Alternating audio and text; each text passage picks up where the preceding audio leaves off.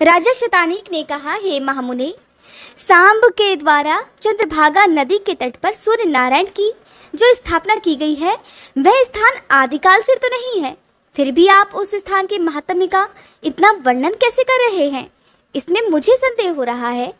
सुमंतु मुनि कहने लगे, हे भरत, वहाँ पर सूर्य नारायण का स्थान तो सनातन काल से है। सांब ने उस स्थान की प्रतिष्ठा तो बाद में की है। इसका हम संक्षेप में वर्णन करते हैं, आप भी प्रेम पूर्वक उसे सुनिए। इस स्थान पर ब्रह्म स्वरूप जगत स्वामी भगवान सूर्य नारायण ने अपने मित्र रूप में तप किया है। वे ही अव्यक्त परमात्मा भगवान सूर्य सभी देवताओं और प्रजाओं की सृष्टि करके स्वयं 12 रूप धारण कर अदिति के गर्भ से उत्पन्न हुए। इसी कारण उनका नाम आदित्य पड़ गया। इंद्र, धाता, पर्जन्य, पूषा, त्वष्टा, अर्यमा, भग, विवस्वान, अंशु, विष्णु, वरुण तथा मित्र, ये सूर्य भगवान की 12 मूर्तियां हैं। इन सब से संपूर्ण जगत व्याप्त है। इनमें से प्रथम इंद्र नामक मूर्ति देवराज में स्थित है, जो सभी दैत्यों और दानवों का संहार करती है। दूसरी धाता नामक मूर्ति प्रजापति में स्थित होकर सृष्टि की रचना करती है। तीसरी पर्जन्य नामक मूर्ति किरणों में स्थित होकर अमृत वर्षा करती है। पूषा नामक चौथी मूर्ति मंत्रों में अव्यवस्थित होकर प्रजा पोषण का कार्य करती है। पांचवी त्वष्टा नाम की जो मूर्ति है वह वनस्पतियों और औषधियों में स्थित है। छठी मूर्ति अर्यमा प्रजा की रक्षा करने के लिए पुरों में स्थित है। सातवीं भग नामक मूर्ति पृथ्वी और पर्वतों में विद्यमान है। आठवीं विवस्मान नामक मूर्ति अग्नि में स्थित है और वह प्राणियों के भक्षण किए हुए अन्न को पचाती है। नवी अंशु नामक मूर्ति चंद्रमा में अवस्थित है, जो जगत को आप्यायित करती है। 10वीं विष्णु नामक मूर्ति दैत्यों का नाश करने के लिए सदैव अवतार धारण करती है। 11वीं वरुण नाम की मूर्ति समस्त जगत की जीवनदायिनी है और समुद्र में उसका निवास है, इसलिए समुद्र को वरुणालय भी कहा जाता है। 12वीं मित्र नामक मूर्ति जगत का कल्याण करने के लिए चंद्रभागा नदी के तट पर विराजमान है। यहाँ सूर्य नारायण ने मात्र वायुपान करके तप किया है और मित्र रूप से यहाँ पर अवस्थित है, इसलिए इस स्थान को मित्रपद अर्थात मित्रवन भी कहते हैं। ये अपनी कृपामयी दृष्टि से संसार पर अनुग्रह करते हुए भक्तों को भांति भांति के वर देकर संतुष्ट करते रहते हैं। ये स्थान पुण्यप्रद है। महाबाहो, यहीं पर अमित तेजस्वी सांब ने सूर्य नारायण की आराधना करके मनोवांछित फल प्राप्त किया है। उनकी प्रसन्नता और आदेश से सांब ने यहाँ भगवान सूर्य को प्रतिष्ठापित किया। जो पुरुष भक्ति पूर्वक सूर्य नारायण को प्रणाम करता है और श्रद्धा भक्ति से उनकी आराधना करता है, वह संपूर्ण पापों से मुक्त होकर सूर्य लोक में निवास करता है। अब जानिए देवर्षि नारद के द्वारा सूर्य के विराट रूप तथा उनके प्रभाव के वर्णन के बारे में। सुमंतु मुनि बोले, हे राजन, भयंकर कुछ रोग का शाप प्राप्त कर दुखी होकर सांब ने अपने पिता भगवान श्री कृष्ण से पूछा, हे तात, मेरा यह कष्ट कैसे दूर होगा? कृपा कर इसका कोई उपाय भी आप बताइए। भगवान श्री कृष्ण कहने लगे, वत्स, तुम भगवान सूर्य की आराधना करो, उससे तुम्हारा यह कुष्ठ रोग दूर हो जाएगा। तुम देवर्षि नारद द्वारा सूर्य नारायण के आराधना विधान की शिक्षा प्राप्त करो, वे प्रसन्न होकर तुम्हें विस्तार से उनकी आराधना का विधान बतलाएंगे। एक दिन नारद जी द्वारकापुरी में भगवान श्री कृष्ण का दर्शन करने के लिए आए। उसी समय सांब ने अत्यंत विनम्र भाव से जाकर उन्हें प्रणाम किया और हाथ जोड़कर प्रार्थना की। कहने लगे कि महामुने, मैं आपकी शरण में हूँ, आप मेरे ऊपर कृपा कर कोई ऐसा उपाय बतलाइए जिससे मेरा शरीर कुष्ठ रोग से मुक्त हो सके और मेरा कष्ट भी दूर हो जाए।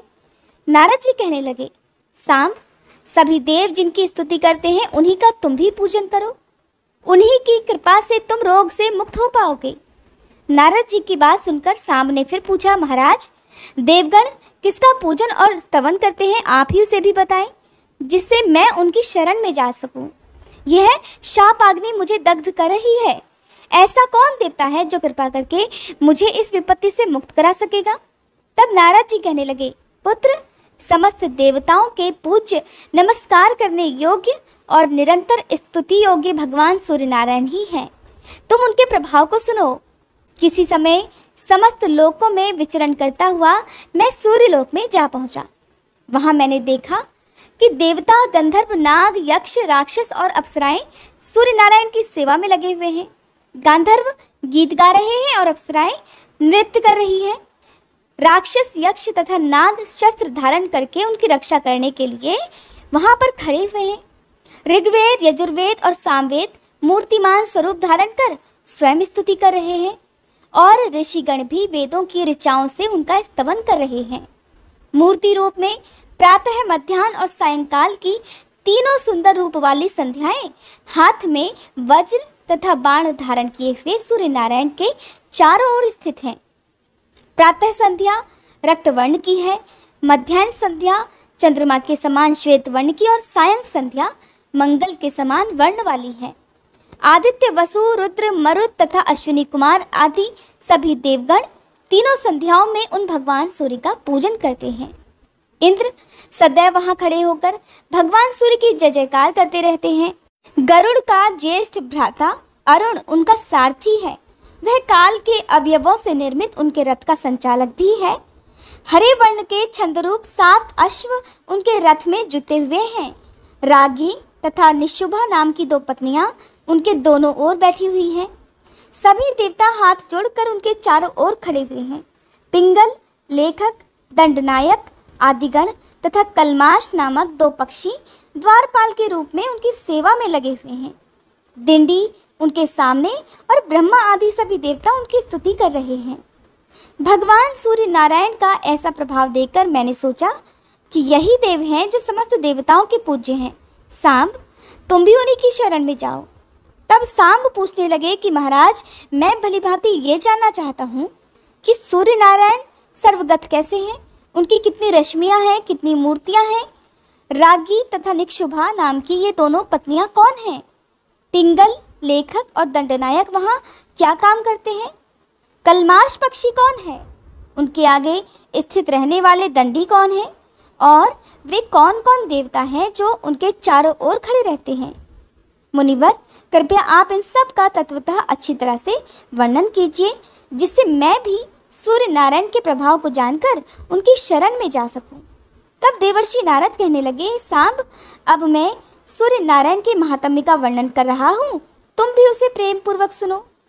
विवस्वान देव अव्यक्त कारण नित्य सत और असत स्वरूप हैं। जो तत्वचिंतक पुरुष हैं वे उनको प्रधान और प्रकृति कहा करते हैं। वे गंध, वर्ण तथा रस से हीन और शब्द और स्पर्श से रहित हैं। वे जगत की योनि हैं तथा सनातन परब्रह्म हैं। वे सभी प्राणियों के नियंता हैं। वे अनादि अनंत अज सूक्ष्म त्रिगुण निराकार तथा अविज्ञेय हैं। उन्हें परम पुरुष कहा जाता है। उन्हीं महात्मा भगवान सूर्य से ये समस्त जगत परिव्याप्त है। उन परमेश्वर की प्रतिमा ज्ञान और वैराग्य लक्षणों वाली है। उनकी बुद्धि, धर्म और ऐश्वर्य को प्रदान करने वाली बाह्य बुद्धि कही जाती है। उन अव्यक्त की जो भी इच्छा होती है वही सब उत्पन्न होता है। वे ही सृष्टि के समय चतुर्मुख ब्रह्मा बन जाते हैं और प्रलय के समान काल रूप हो जाते हैं। पालन के समय वे ही पुरुष विष्णु रूप धारण कर लेते हैं। स्वयंभू पुरुष की ये तीनों अवस्थाएं उनके 3 गुणों के अनुसार हैं। वे आदिदेव होने के कारण आदित्य तथा अजात होने के कारण अज कहे गए हैं। देवताओं में महान होने से वे महादेव भी कहे गए हैं। समस्त लोकों के ईश होने तथा अधीश होने के कारण वे ईश्वर कहे गए हैं। बृहत होने से ब्रह्मा और भवत्व होने से भव कहे जाते हैं। वे समस्त प्रजाओं की रक्षा और पालन करते हैं, इसलिए प्रजापति कहे गए हैं। पुर में शयन करने से पुरुष, उत्पाद्य न होने और अपूर्व होने से स्वयंभू नाम से प्रसिद्ध हैं।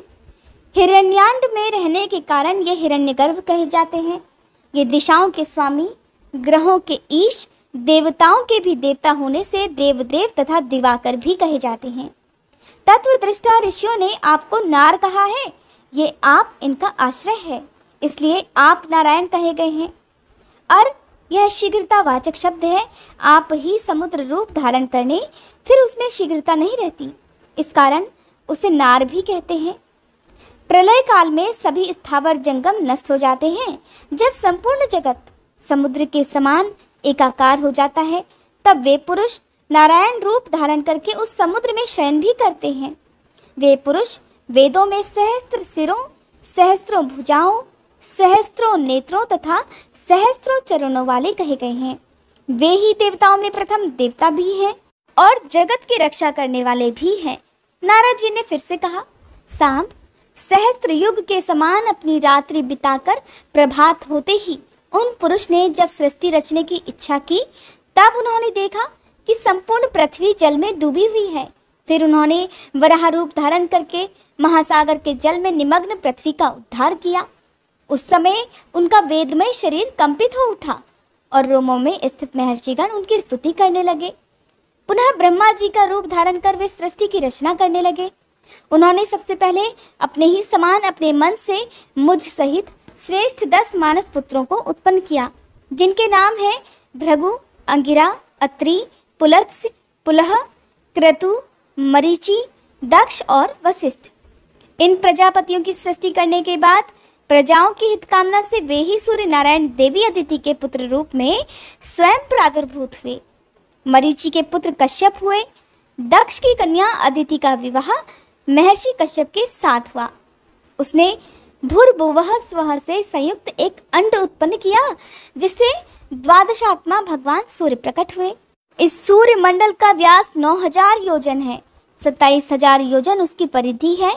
जिस प्रकार कदम का फूल चारों ओर केसरों से व्याप्त रहता है, ठीक उसी प्रकार सूर्यमंडल अपनी किरणों से परिव्याप्त रहता है। वह सहस्त्रों सिर वाला पुरुष, जिसको परमात्मा कहते हैं, इस तेजोमय मंडल के बीच में स्थित है और वह अपनी सहस्त्र किरणों द्वारा नदी, समुद्र, हृद, कूप आदि से जल को ग्रहण कर लेता है। सूर्य की प्रभा रात के समय अग्नि में प्रवेश कर जाती है, इसलिए रात में अग्नि दूर से ही दिखाई देने लगती है। सूर्योदय के समय वही प्रभा पुनः सूर्य में प्रविष्ट हो जाती है। प्रकाशत्व और उष्णत्व ये दोनों गुण सूर्य में तथा अग्नि में भी हैं। इस प्रकार सूर्य और अग्नि एक दूसरे को आप्यायित किया करते हैं। सांब, हेति, किरण, गौ, रश्मि, गभस्ति, अभिषु, घन, उस्र, वसु, मरीचि, नाड़ी, दधिति, साध्य, मयूख, भानु, अंशु, साप्तर्ची, सुपर्ण, कर तथा पाद, ये 20 भगवान सूर्य की किरणों के नाम कहे गए हैं, जो संख्या में 1000 हैं। इनमें से 400 किरणें वृष्टि करती हैं, अर्थात बारिश करती हैं, जिनका नाम चंदन है। इन किरणों का स्वरूप अमृतमय है। 300 किरणें हिम को वहन करती हैं और उनका नाम चंद्र है और वर्ण पीत है। शेष 300 शुक्ल नाम वाली किरणें धूप की सृष्टि करती हैं।